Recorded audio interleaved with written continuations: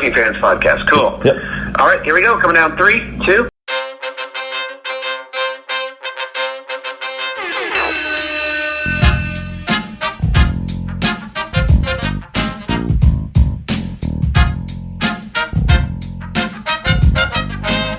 Welcome back for another week of the Working Fans Podcast. This is AJ. I'm the former wrestler. We've got Dave, the ultimate fan, here with us as we do every week. Our producer Joe likes to make us sound good and makes us look way more professional than we actually are. As always, you can find us on Twitter, that's @FansWorking, Facebook, Working Fans Pod. We've got email where you can reach out to us and please contact us to let us know what you think of the podcast and for any ideas that you might have. That's workingfanswrestlingpod@gmail.com.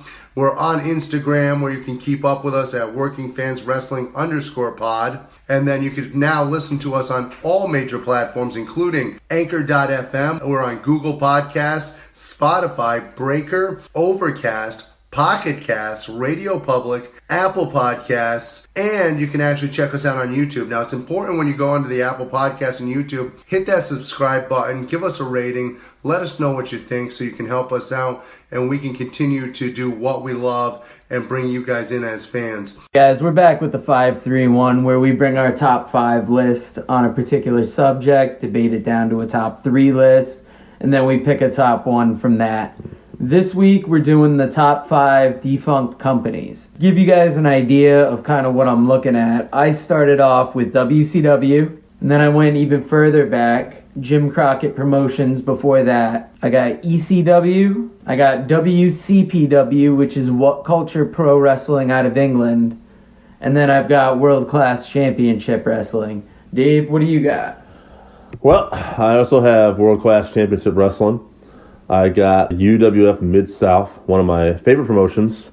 Actually, quick story on UWF Mid-South. I had found them after I found NWA, AWA, and WWF. And I still remember one of the things that hooked me on them was that a babyface Ted DiBiase, who had been a heel, was going on the ramp to fight Michael Hayes, who was the Freebirds. And they were fighting on this ramp, and they were rolling down the stairs. And Jim Ross, you know I love those announcers, beating the hell out of each other, and Jim Ross is saying things like, "This is the goddamnest fight I've ever seen. These guys are beating the hell out of each other." And I still remember that, and that hooked me. UWF Mid-South, one of my favorites. AWA was also a good promotion. Nick Bockwinkel and Kurt Hennig, one of my favorite matches for the world title in that promotion. The Crockett promotion, I mean, what can you say? Flair, the Horsemen, the Call-Offs. And Florida Championship Wrestling, where I first saw Gordon Soley, and not only I had seen Barry Windham in the WWF at the time. This was the first time I saw Kendall Windham, and the first time I ever saw Lex Luger. I think those are all great. I mean, I love your story about Jim Ross. I think it's nice to reflect back to when he could call a good match. Also, the Japanese. That we give thanks. Yeah, I think it's important now that we give thanks to Vince McMahon for making all of these companies defunct, otherwise we wouldn't be able to discuss this. Right. Shout out to Vince. Yeah, shout out to Mr. McMahon there. So I'm going to start off with Southwest Championship Wrestling. I know a lot of people are familiar with the Four Horsemen and are familiar with Tully Blanchard. His father, Joel Blanchard, actually owned Southwest Championship Wrestling out of San Antonio. And that is a place where a lot of people got their starts. You just saw young Shawn Michaels there. Ricky Morton was in that territory. Jose Lothario was in that territory. Just great storytelling, great wrestling. Gino Hernandez went back and forth between that territory. And then my next one on the list, the Defunct, is actually the Houston territory. Believe it or not, the Houston territory was huge. And they had tremendous wrestling out of there. That's the territory that actually brought us a young Bruce Pritchard. And that was what he grew up on and enabled him to get his foot into wrestling and to be involved with the creative and then to go on to where he's become now. And Houston Wrestling just sold huge shows, and they were actually known for being one of the ones that actually paid the boys the way that they should be paid, which is probably why they went out of business. Another one is, of course, agreeing with you, World Class Championship Wrestling. They were another one out of Texas, ironically enough, Texas being that large of a state. They were out of the Dallas area. Everybody is familiar now with the Von Erichs and where they came from. But they didn't just bring us great wrestling. They brought us some of the technology and some of the things that we see now. They were the first ones to use cameras actually around the ring instead of just using the one hard cam. They were excellent at actually getting more of the emotion because of the way that they filmed it. And the other big thing that they brought us is that they were used music more for the ring entrances. So World Championship Wrestling, WCCW, World Class Wrestling, Texas was huge and innovative. My next one out there is actually Portland Wrestling. Portland Wrestling is where people like Billy Jack Haynes, Rowdy Piper got their start. And it was Don Owens up there in the Northwest who really pushed storylines. When you look at some of the stuff that you saw in ECW, if you go back to the mid-'80s, you will see a lot of that, what we called hardcore wrestling, really start off in the mid-'80s with some of the battles that they had in the Portland area. And then my final one, and I think one that we can all agree on, is Florida Championship Wrestling. You just have so much talent that came through Florida Championship Wrestling. Your Dusty Rhodes, your Magnum TA was down there for a little while, believe it or not. The Grahams. We don't have time to go down the whole list of everybody who wrestled in Florida Championship Wrestling. We got also a couple of listener lists. One, again, Jesse from New Hampshire. He selected ECW, AWA, UWF. He also picked a couple that we didn't, USWA. And he's a little younger than us, so he was a fan of Wrestling Society X. Wow, that's a good one, actually. And another one, Sheaf from the Burnt Basement. He picked WCW, ECW, FMW out of Japan, Mid-South, and Smoky Mountain. We were talking about setting up the next one off of our list. I wasn't looking at your listeners' list here. Oh, okay. So we're going to take that in consideration. First off, what Mid-South is talking about? The Tennessee version or the UWF Mid-South? Because UWF was also Mid-South wrestling. He just was Mid-South. I'm going to assume it's just the whole... Okay. I would say I would that... like to actually point out that you guys keep leaving the door open and these listeners keep getting involved. It's a little scary. They keep coming in with good ideas. I don't know if this is something we can maintain. I'm going to say based off this list, I feel like UWF was on my list. It's on Jesse's list. Oh, but is that it then? So maybe... Well, I know matching we've got Florida Championship Wrestling. We definitely have that. And World Class both have matching for multiple lists. Do some face-offs to decide this, because we got a few that are on multiple lists. So first up, I'm going to do ECW popped up on a couple lists, WCW popped up on a couple lists. That'll be the first face-off. Oof.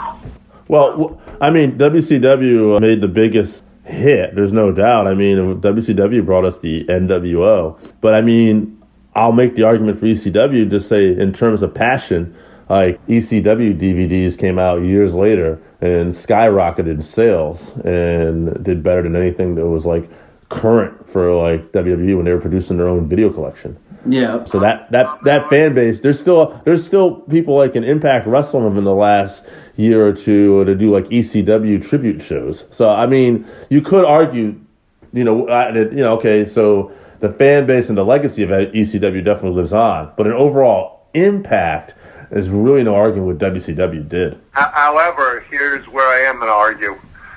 WCW, are they a territory?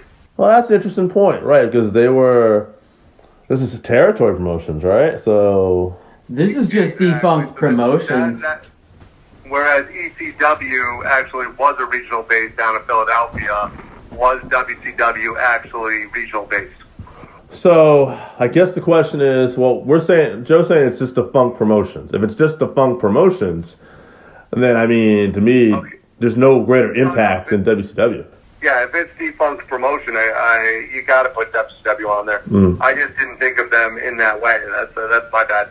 Right, no, but if it's a regional thing, I would agree, right? And WCW was essentially WWF. And ECW was the biggest independent promotion, the biggest an independent promotions got, and it was able to contend with two of the big hitters for a little bit of time. Oh yeah, in terms of like regional promotions, ECW was able to get into the pay-per-view market.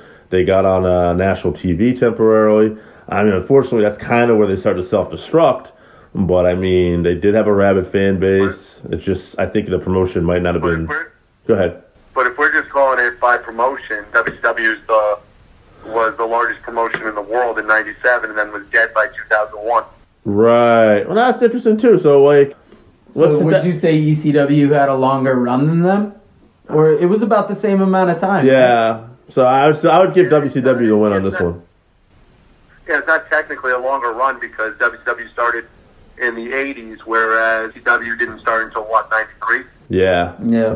ECW did influence the first time that MLW chose to run. WCW wins that face-off.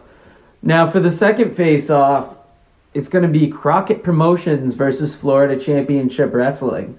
I'd say two companies that existed within that golden age of wrestling when just anything they put out could be solid. I like Florida Championship Wrestling. To me, this is Crockett's hands down. The Four Horsemen, the Koloffs, the Rock and Roll Express, Dusty Rhodes, Magnum TA, they were absolutely on fire around this time. Did Crockett Promotions actually technically die, though, because they sold off?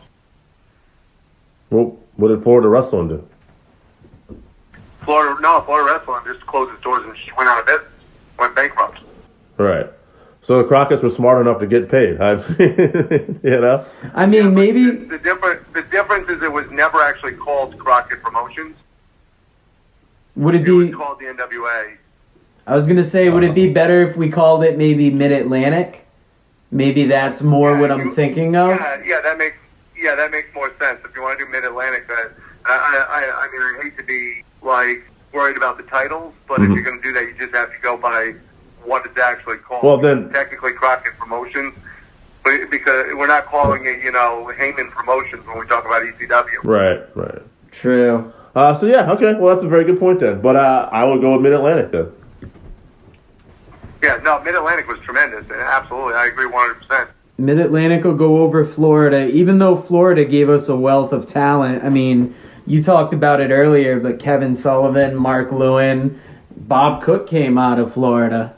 But Mid-Atlantic just reached farther. Yeah. Mid-Atlantic is what ended up being your NWA and WCW. In 1983, Mid-Atlantic was a small regional section of the NWA.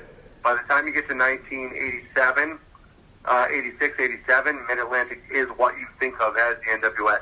All right, so now for our last face-off, we got the UWF, Mid-South conglomeration, we'll call it, versus World Class Championship Wrestling. Ooh, me and Dave are going to disagree on this one. Yeah, I know it's going to go UWF Mid-South on this, but this is tough. I want to be fair. You give me your reason why World Class should be in there, because I know that's where you're going automatically. Because you're a Von Erich and Freebird Mark. Go ahead. Yeah, well, first of all, Freebirds were in both, but that's neither here nor there. That's true. Yeah, World Class, like I said before, they were just so innovative. When you talk about the stuff that we do now, those camera angles you see in the WWE, the music you see used with that throughout wrestling, that all comes from World Class Championship Wrestling. The mind behind World Class Championship Wrestling for much of the run, everybody always wants to give it to Fritz Von Erich. It's actually Gary Hart. And Gary Hart was such a great mind for wrestling and from the talent that came through, whether it was Kerry Von Erich versus Ric Flair, whether it was Sportatorium shows, whether it's just one of those things that they just were tremendously ahead of their time. And they were so smart in keeping their local base. Obviously, they surrounded around the tons, but they were so good at the free agents that they brought through constantly and transitioning that talent. You know, it's funny though, these two promotions kind of almost mirror image each other. He talked about, Flair would go through Mid-South UWF too. You know, because it's Mid-South / UWF, I guess, in a way, when you think about it, right? That promotion, Bill Watts had, the Junkyard Dog. He had the Freebirds. He did have the Von Erichs come in. He had Andre the Giant come in. To me, the difference was how far the TV ranged. The best thing that WCCW ever did was their alignment with ESPN in the early days, where they were able to get that TV contract. I know everybody thinks of AWA on ESPN also. But World Class was the first one to really get out there on cable television and be seen nationwide. So now this debate really comes down to, I'd say, UWF Mid-South having so much talent and so much names you'd know. Not that World Class doesn't, but on the World Class end of things, I'd say it's more their technical innovations, partnering with that Christian network to get those production values on the TV. And then, like you said, getting on to ESPN later and really getting that play. Yeah, I guess the ESPN thing would kind of be the factor, because I'm kind of on the edge. So I'll go with World Class on this one. That's fine. Yeah, I think it's just the fact that they were seen nationwide. I take nothing away from Bill Watts. I mean, I love going back and watching the old stuff from UWF and Mid-South. I think that the matches were incredible. The problem was one was really seen regionally, whereas one was able to be seen nationwide. Of course, one thing we're kind of not talking about here, and again, this kind of goes for both of them, when the heyday of World Class, it wasn't really their World Class world champion. The heyday was when they were part of the NWA, and the same could be said for Mid-South UWF. When it became the UWF, and Terry Gordy and Bubba Rogers were the world champions, it wasn't as good as like when Flair came to the territory per se. Although I will say this, I will match up UWF's world champions, Terry Gordy, Steve Williams, and Bubba Rogers versus Al Perez and whoever else held the World Class World Championship. Rick Rude and the Dingo Warrior. Okay, so it's an interesting... These guys really mirror image each other in a lot of ways. All right, so we'll go World Class because of the ESPN connection, though. Jesse, I got to include a story he told me one time where he was telling me how he was kicking himself in the ass that he didn't buy a belt because he went to it was a convention down in Philly, and it was a UWF belt, but it was signed by the one-man gang, I think. Yeah. And he was just like, fuck for that money, I don't want to get it. And like, even to this day, he goes, shit, man, I could have had a belt. Yeah. So I just wanted to bring that up. Jesse brought us the list, so I had to throw in his story. One-man gang, baby. Boo! For that belt, I would have spent Dave's Plan B money. Okay. Let's get up to the top three. So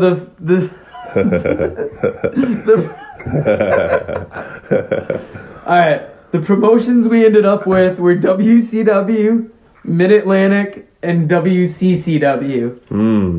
Who's the first to go out in this group? It's kind of tough. I mean, you could argue that WCW and Mid-Atlantic almost bleed together, because when I said Crockett earlier, I was trying to differentiate between that WCW time that I remember, like late 80s, right before Nitro.